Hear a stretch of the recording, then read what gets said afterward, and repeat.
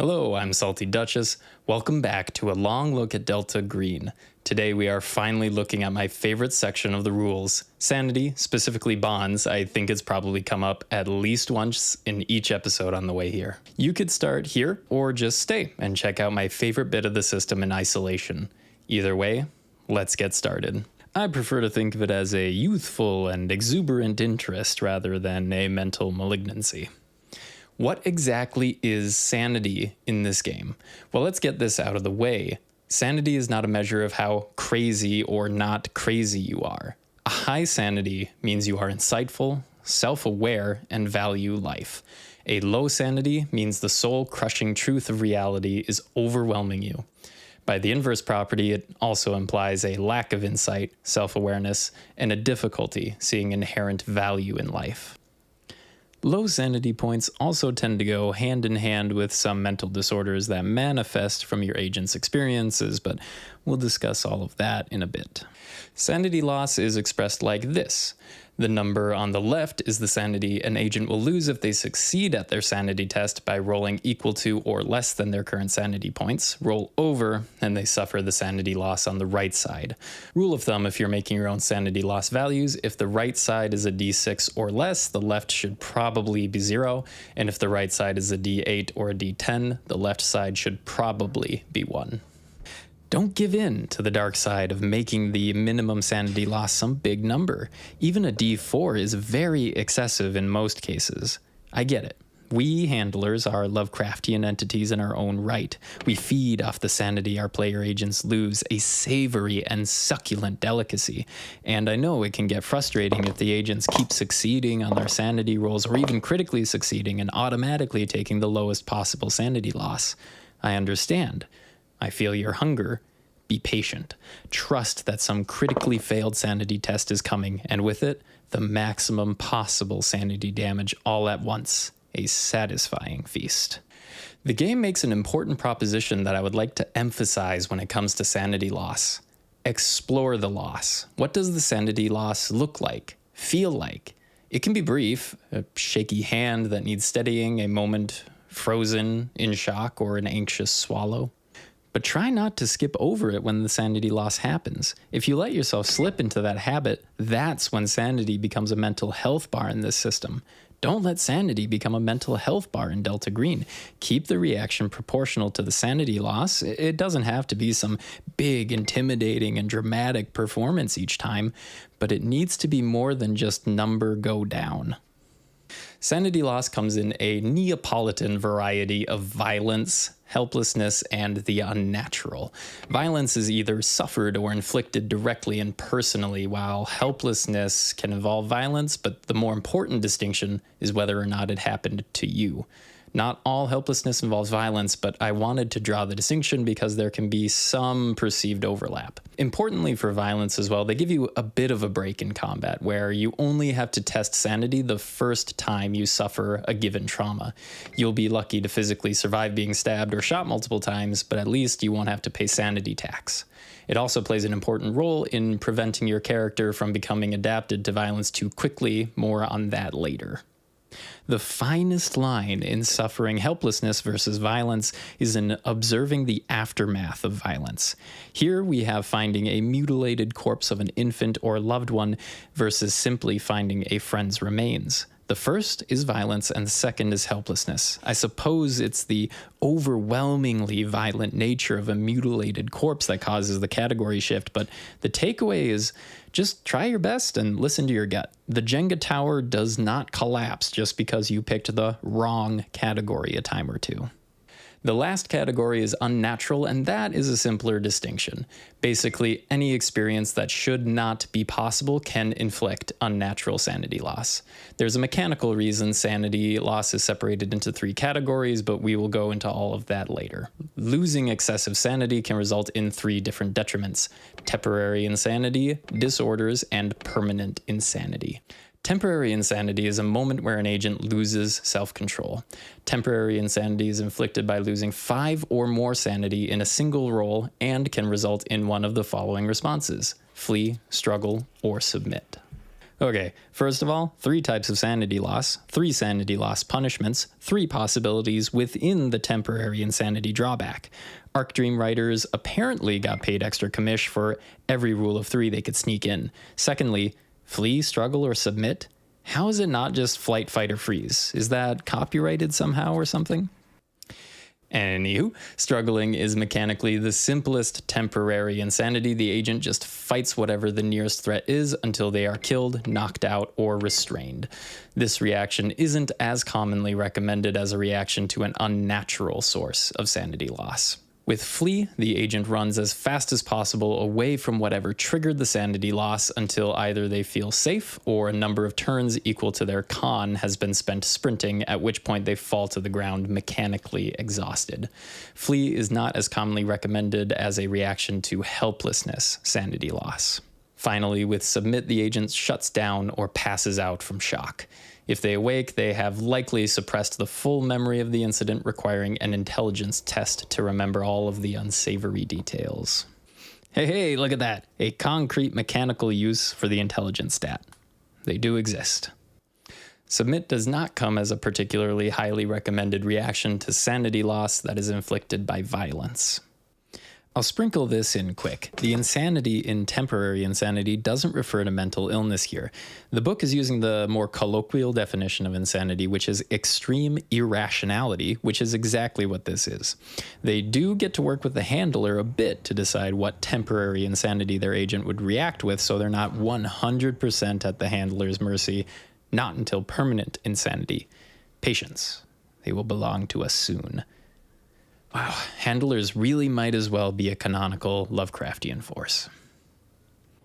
If an agent lives long enough to see their sanity reduced to their breaking point, they develop a disorder and reset their breaking point to be their current sanity minus their power rating. A disorder is a neurotic coping response to intolerable stress.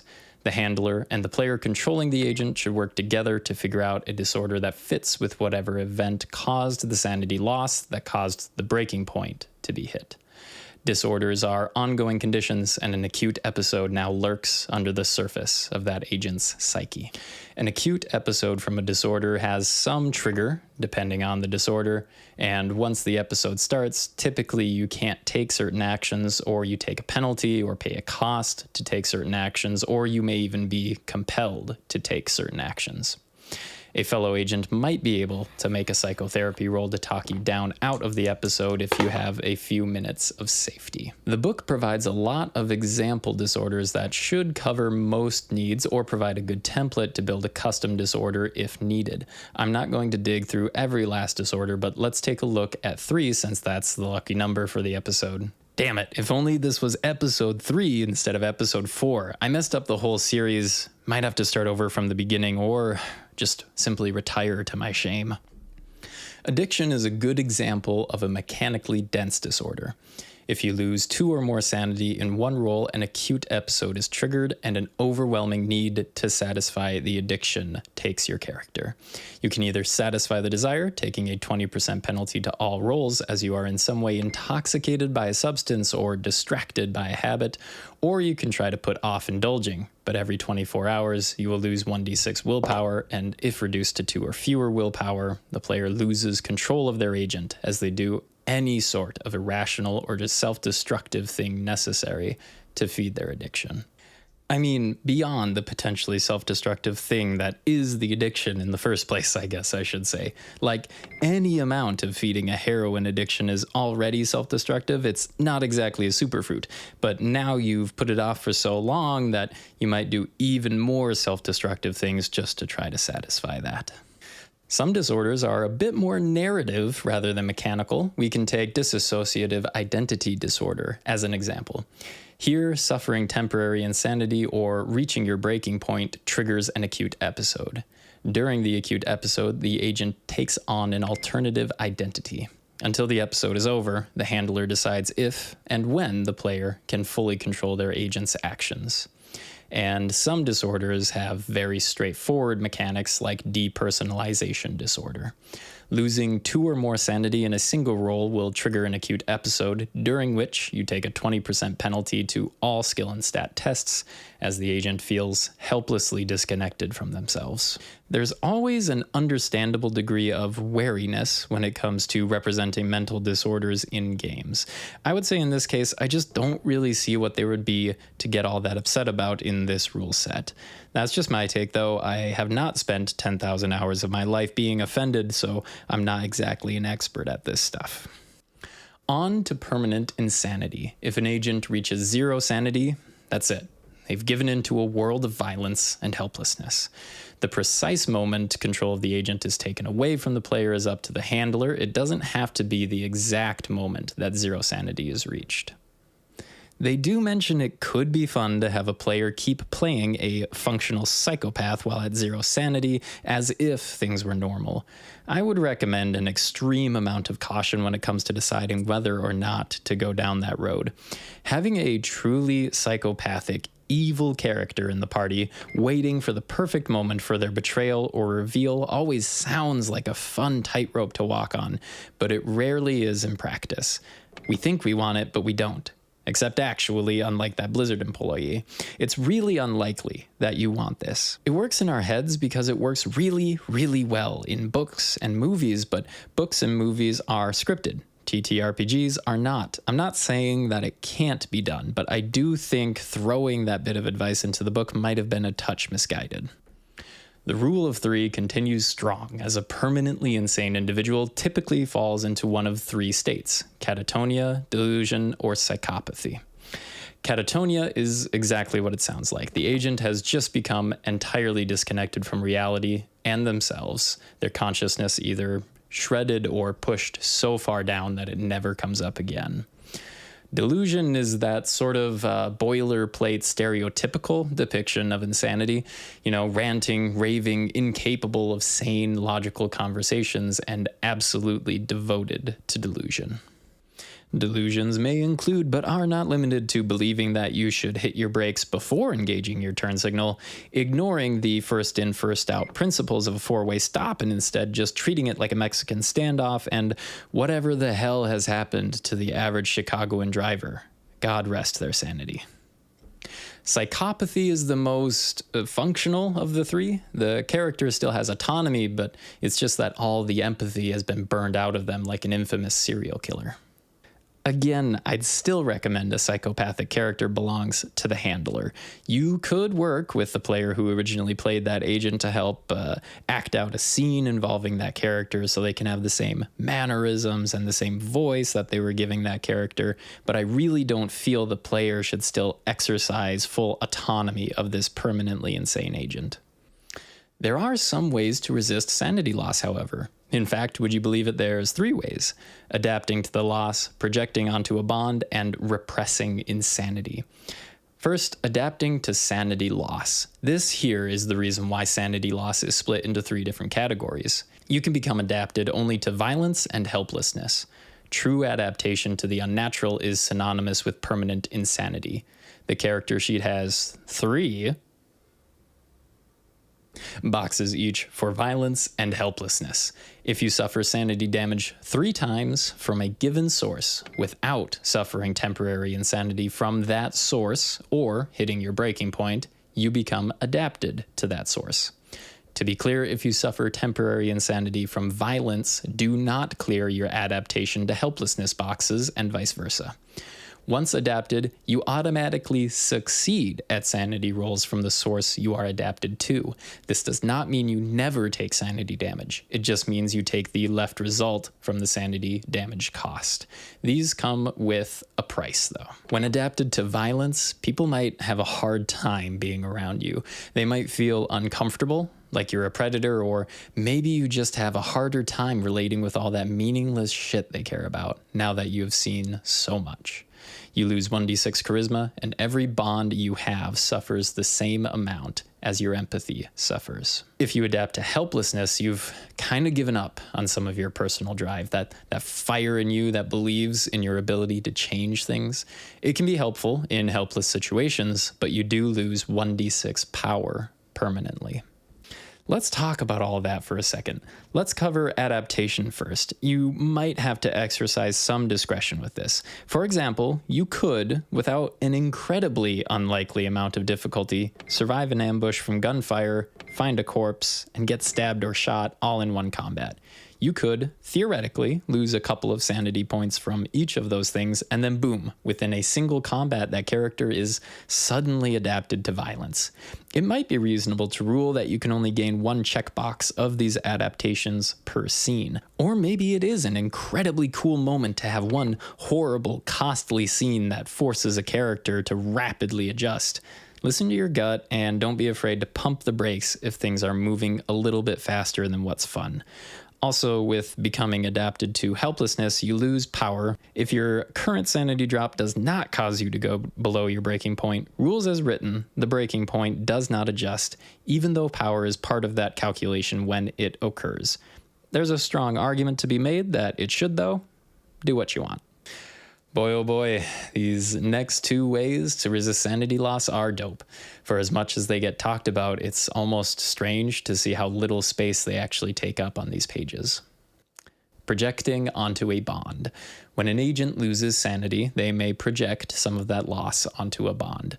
Bonds being their most meaningful and cherished connections to humanity, remember. To project that sanity loss, roll 1d4, subtract the result from the agent's willpower, and if they have at least one willpower remaining, reduce the sanity loss by the result of the d4. Choose a bond and reduce that bond score by the same amount. If an agent is about to suffer temporary insanity or an acute episode of a disorder, they can pay the same cost to suppress the effect if they also succeed on a sanity roll after paying the cost. In either case, check the box next to the bond because during a home scene, you'll play out how exactly the agent damaged that relationship. If a bond score reaches 0, it is broken. And that's it for bonds and sanity. See you in the next one. Bye. I jest, of course. I've been holding back throughout every other episode of the series, trying not to turn each and every episode into a 30-minute rant about how great I think this system is, and honestly, I'm not going to try to rant quite that much in this video either, but no promises. An agent is such a tragic thing. They know about these outer threats now, so it's not like they can just walk away and sleep easy at night. They're stuck in, that knowledge is such a life-changing curse. And maybe, just maybe, if they had no one else to live for, maybe they could live with themselves just walking away from it, washing their hands of the whole damn thing. But they're not alone. They have families, loved ones, and cherished people who give life meaning, so they have to fight for them. But it's too damn much to handle alone. No one should have to know, experience, or fight the things that they do.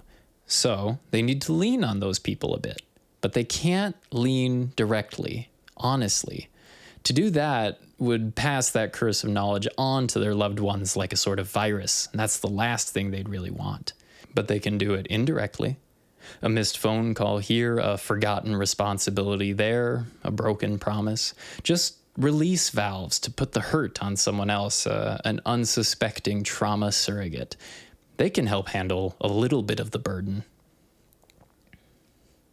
But they can't be surrogates forever. Everyone has their limits, especially when they just don't understand what's happening.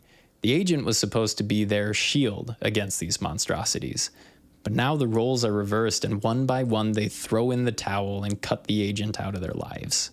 I guess it's better for them to be pissed rather than dead. But now nothing stands between the agent and the crushing realities that they contend with.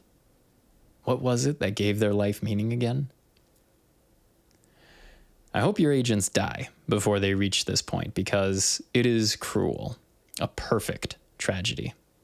Okay, bonds are dope, like super dope, but I actually want to de-hype them just a little bit. I know it's a shocker, but hear me out. I think sometimes a barrier to entry to tabletop role-playing gaming is performance anxiety. You hear about these amazing systems, these amazing moments, these amazing performances, and you get really excited for that, but then you're like, shit, I ain't good enough to live up to any of that. So the idea just becomes relegated to a fantasy, and I don't want to play into that too much. Bonds are brilliant on paper, just perfect for this genre of game, but getting it off of the paper into your games doesn't have to be this big, epic, amazing thing. In one of my games, a player projected sanity loss onto his agent's mother. At the next home scene, I just asked the player for his thoughts on what the bond score loss looked like. He said he figured maybe he was a bit distant after what he experienced, so we had the agent skip family supper, and I had his mother bring up his supper. She left it at his door with a knock and a little note on the tray that said, "Love you, keep up the good work." There was no great voice acting or huge epic confrontations. It's just these small, personal, simple little things can really bring this system to life. Though I will say, if you're getting close to an agent completely destroying a bond, you might want to spend some time brainstorming how that might go down. Whether you decide to keep it small and intimate or you do decide to go a bit more all out, the impact of a fully broken bond should really be felt. You'll have to at least consider using your bonds for what they are worth, because recovering sanity loss is not an easy endeavor. Your only options are spending downtime going to therapy or spending time with bonds, which is covered in more detail soon, or destroying the unnatural. Any agent who was involved in destroying or reasonably containing an unnatural threat gains back the sanity loss on a successful sanity check when encountering the entity. In other words, whatever is on the left-hand side of the sanity loss equation for encountering that entity. On to what may very well be the shortest chapter in a TTRPG book I have ever seen. Home. Occasionally, typically between missions, you'll take a break from all the craziness and take a quick look at what home life looks like for your agents. These vignettes allow months or even years to pass as your agent goes back to their normal day-to-day lives waiting on the next call from Delta Green. The book says these short vignettes should only last a few minutes. In my personal experience, that's about as big of a lie as the estimated playtime on Gloomhaven. Let them last for as long as your players are engaged with them. In each vignette, you'll cover what, if anything, has changed. This includes scenes where you play out the bond damage. Make sure to clear out that checkbox. Explore how any permanent injuries change your agent's day-to-day life, discuss any new disorders the agent gained and what it looks like, and face potential consequences from your day job due to the actions or inactions that were required by Delta Green. Finally, you get to choose a personal pursuit that you explore during your downtime. Seriously, you're supposed to cover all that in no more than a few minutes? I can't even explain what we're doing here in just a few minutes. Anyways, let's explore the options for personal pursuits. We have fulfill responsibilities, back to nature, establish a new bond, go to therapy, improve skills or stats, personal motivation, special training, stay on the case, and study the unnatural. With fulfill responsibilities, you attempt to fulfill normal obligations and your relationships. Describe something you do to support one of your bonds, and then roll a sanity test. On a success, the bond is improved by 1d6, but to no greater than your charisma value. On a crit, you also regain 1 sanity if you are not already at your maximum. Failure still adds 1 to your bond, but critical failure is disastrous, reducing the bond by 1d4 and costing 1 sanity. Tends not to go over so well when the agent offers to host a dinner party but then starts knocking spaghetti off of the guests' plates because they become convinced the spaghetti is the flesh of some outer god. It's also really hard to try to retroactively justify that behavior once the agent realizes they're acting crazy.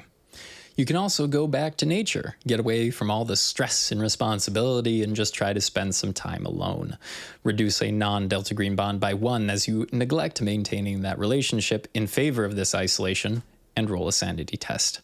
On a success, you gain 1d4 sanity. On a critical success, you gain 4, the max possible, and on a failure, you gain 1, the minimum possible. A fumble, however, costs 1d4 sanity. Quick reminder to visit that sanity loss as it occurs. This was supposed to be a calm, relaxing trip into the woods, and it ended in sanity loss. What did the agent think they saw dancing in the shadows at night? You can also establish a new bond. Make a charisma check. On a success, you gain a new bond, starting at half your charisma score rounded up, but reduce another bond by 1, as you had to take some time away from them in order to establish this new relationship. Remember, whenever a bond is brought to 0 in this game, you don't erase it.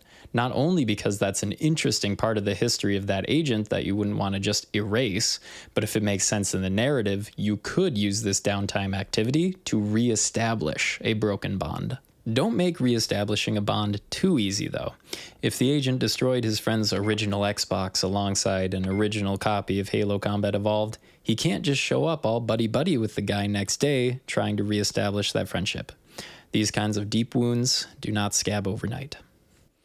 As mentioned earlier, an agent can go to therapy to try to improve their sanity situation, but things can get a little bit tricky with this. First off, reduce a bond by 1, as the extra time you'll need to spend focusing on therapy eats up some time you would normally use on that relationship. Now, the tricky branching path here is the decision.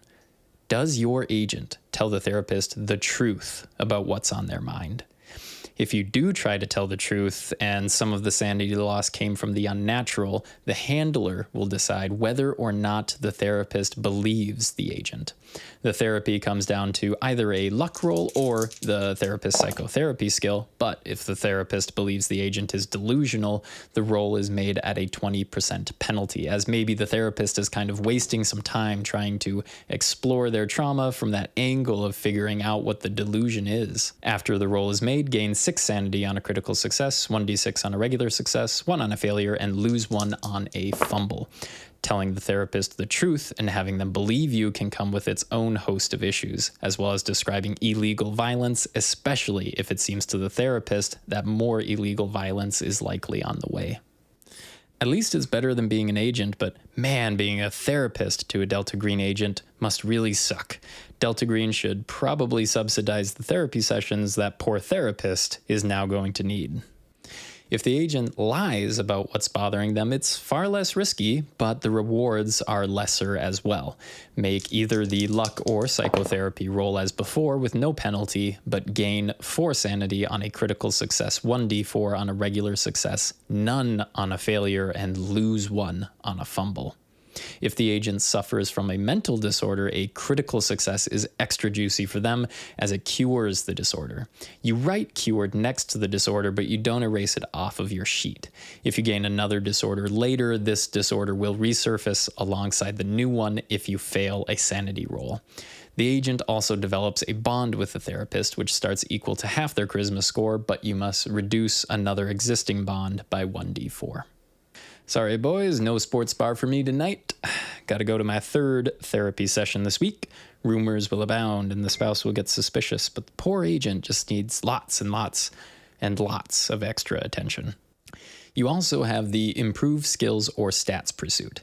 You can pick any 2 skills or stats, but you can't pick the same one twice in the same pursuit. Test the skill or stat, and if you fail the test, you improve it by 3d6 if it is a skill, or by 1 if it is a statistic. For each increase, you reduce any non-Delta Green bond by 1. I do like that you have to fail the roll in order to improve the stat. Failure is how you learn. The more room for failure, the more room you have for growth. At least that's what I keep telling my boss during performance reviews. While we're already mentioning skills, you can also get special training during downtime. Remember, special training isn't a new skill, but it allows you to apply an existing skill, but in a new way. Like if the agent was a really good swimmer, that doesn't automatically mean that they can scuba dive. They would need special training to utilize their swim skill in that way. The training automatically succeeds, but reduces a non-Delta Green bond by 1. This is very accurate. We had a friend recently reduce all of our bonds by getting a special training to learn how to drive an airplane. Imagine missing out on game night for something so frivolous. You can also pursue some motivation that the agent has a passion for. They engage with that hobby and make a sanity test, gaining 1d4 sanity on a critical success, 1 on a success, nothing on a failure, and they lose 1 sanity on a critical failure. You then also reduce a non-Delta Green bond by 1 as you are taking time away from your relationships to relax a bit, focusing on this hobby. So far, all of these pursuits have been geared towards relaxing or improving yourself or your relationship somehow, but we got 2 more pursuits for the real workaholics. First, we have Stay on the Case. The agent spends a significant part of their free time going back over an old case. Once again, this time investment eats up 1 score from a non-Delta Green bond, and then the handler makes a criminology or occult roll for the agent. Critical success grants a spicy clue, success grants a regular clue, failure fails to dig up anything, and a critical failure lays a deadly trap, as the agent thinks they have found something quite meaningful that is dangerously incorrect. In any case, the agent gains 1d6 minus 3 sanity. So you've got a chance at losing sanity, and in that case, the agent's mental deteriorated in their obsession. But if you gained sanity, then whatever was uncovered clearly helped ease the agent's mind or helped them understand in some way.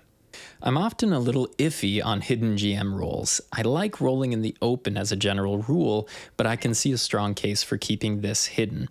It'll depend a little bit on the table. My players, I think, would tend to have more fun actually knowing their roll was a critical failure and that they got bad intel, but choosing not to metagame to avoid it and instead embracing whatever trouble their agent is about to walk into because of that bad intel. But some tables will like the surprise more.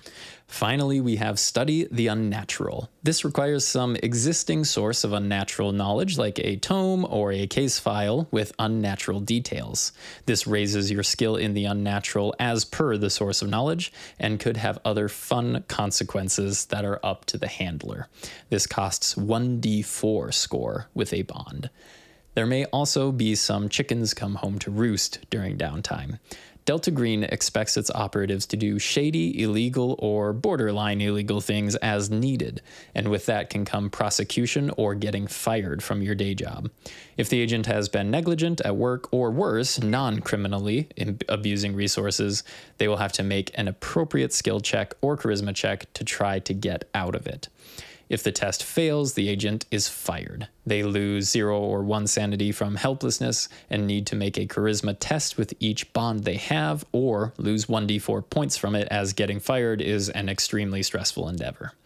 That charisma test is at a 20% penalty if the bond is someone from that job they just got fired from, as it takes kind of a special effort to reach out to them outside of work hours.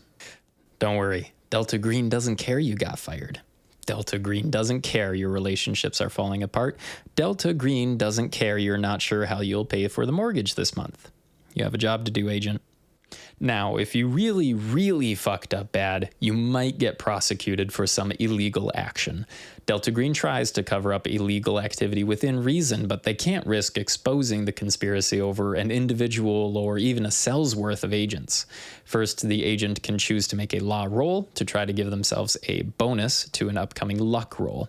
A critical success gives a 40% bonus, 20% on a success, failure inflicts a 20% penalty, and a 40% penalty on a critical failure.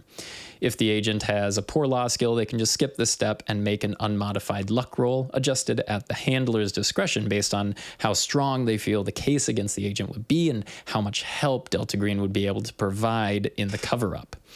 On a success, the case is dropped, but the ordeal was still stressful. Make a charisma test for each bond, and on each failure, reduce the bond score by 1d4. On a failure, the agent is found guilty. They automatically lose their job, as well as 0 or 1d4 sanity from helplessness. This ordeal is obviously crazy stressful, so make a charisma test for each bond. Success reduces the bond by 1. Failure reduces the bond by 1d6. The exact nature of how the agent's day-to-day life changes from there is talked through with the handler. Maybe they end up in prison, on probation, slapped with huge fines, whatever makes sense. Okay, well now Delta Green probably does care a little bit, but if you weren't valuable enough to keep out of prison, then you're definitely not valuable enough to break out of prison. That's okay. There's always more where you came from. And that is it for Sanity and Downtime in Delta Green. I really do hope you've enjoyed. If you've made it this far, consider leaving it a like, subscribe if you want to see more, and even if you don't feel like doing either of those things, thank you very much for giving me some of your time today. Have a good one. Bye.